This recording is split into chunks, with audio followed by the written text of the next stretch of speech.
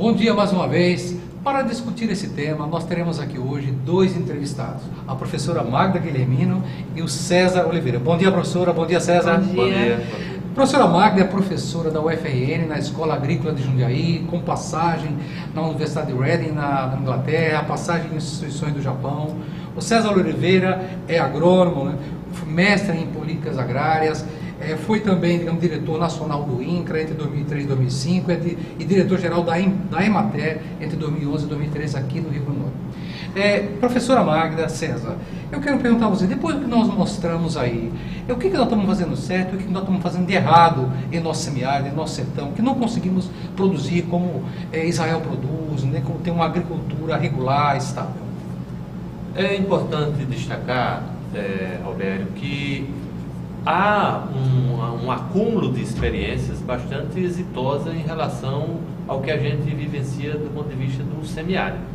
Eu acho que vale a pena, inclusive, destacar que houve um período que as políticas públicas voltadas para o semiárido estavam muito mais destinadas a grandes obras hídricas. Primeiro, não é novidade que há secas no Nordeste. Há registro histórico de que de primeira seca, aliás, o primeiro registro histórico no século XVI. O governo imperial, em 1850, constituiu uma comissão científica para pensar ações para o Nordeste. Então, esse é um problema secular. Há um passivo muito grande no sentido de enfrentamento real, efetivo desses problemas.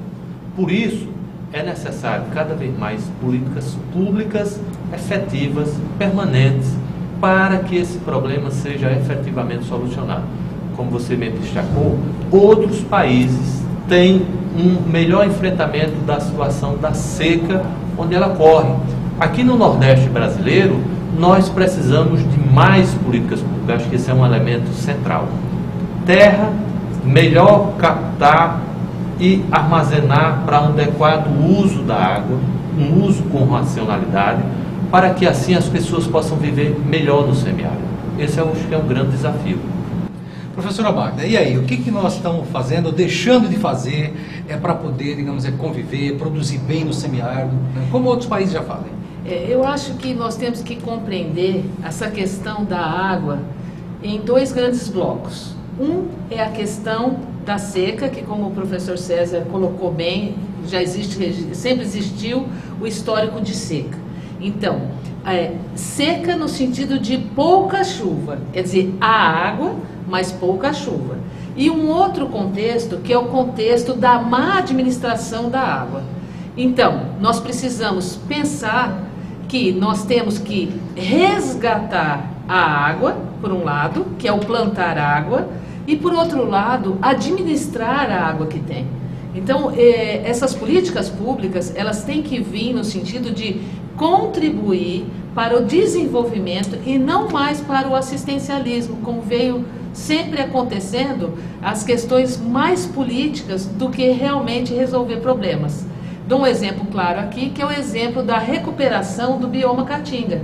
A recuperação do bioma, quando a gente fala plantar água, que é plantar árvores, recuperar o bioma caatinga, é igual fazer esgoto. Ninguém quer, porque não aparece. São ações a longo prazo, certo? E a outra é a administração da água com dutos e outros tipos de armazenamento e distribuição de água.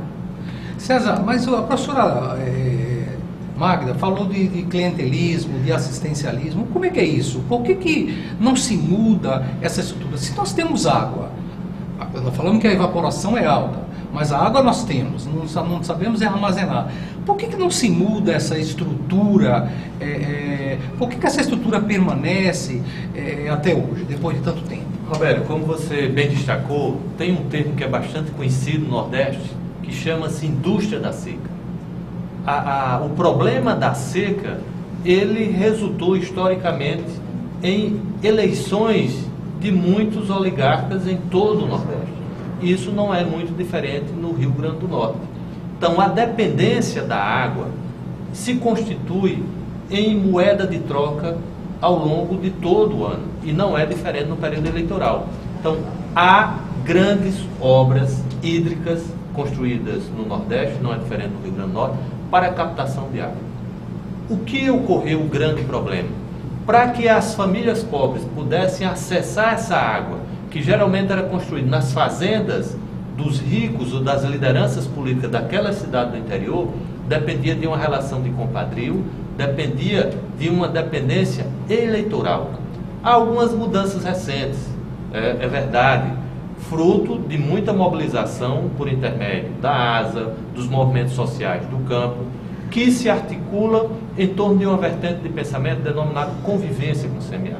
Acho que esse é um aspecto novo, é um aspecto bastante positivo, e eu tenho muito otimismo e esperança de que essas iniciativas novas, fruto dessa luta dos movimentos sociais, consigam reverter esse processo a médio e longo prazo.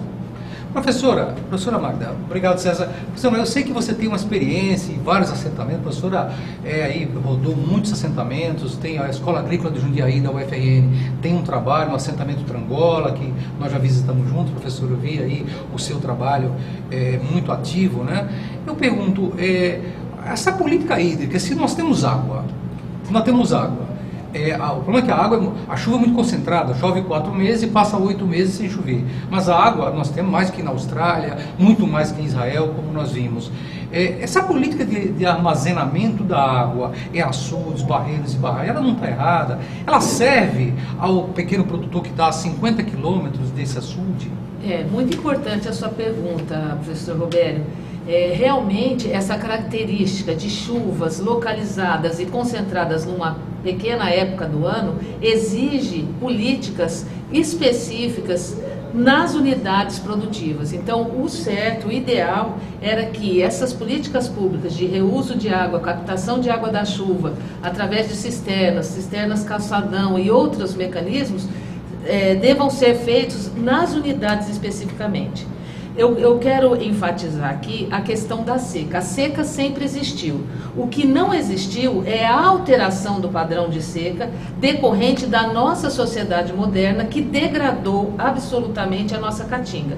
Hoje, mais de 50% da caatinga está degradada em processo de desertificação. Então, é importante que fique claro que nós precisamos ter duas grandes vertentes de medidas. Uma é a recuperação do bioma para que a seca volte a se adequar a um padrão normal de seca, certo? Que faz parte da reprodução do bioma caatinga. Então, nós precisamos políticas públicas que garantam a recuperação do bioma caatinga.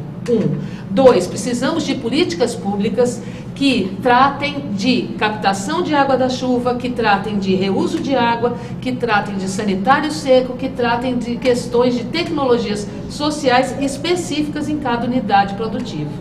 Obrigado, professora. Não sai daí, nós vamos agora para o intervalo e daqui a pouquinho voltamos para o segundo bloco, entrevistando os nossos convidados aqui, concentrando a nossa discussão em quais são aprofundando a discussão das alternativas, das saídas para reverter esse quadro. Não sai daí, voltamos já.